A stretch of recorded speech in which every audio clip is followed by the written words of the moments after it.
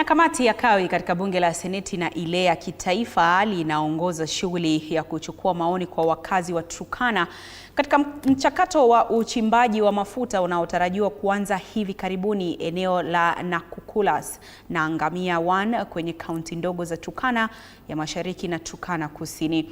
Viongozi wa eneo hilo wamepinga shughuli za uchimbaji wa mafuta hadi pale serikali itakaposhughulikia tatizo la usalama eneo hilo. Kwa sasa tunaungana naye mwandishi wetu wa habari wa Turkana Kitio Mika akiwa mjini Lokichar kwa mengi zaidi. Kitio, wakazi wanasemaje kuhusiana na shughuli za uchimbaji wa mafuta?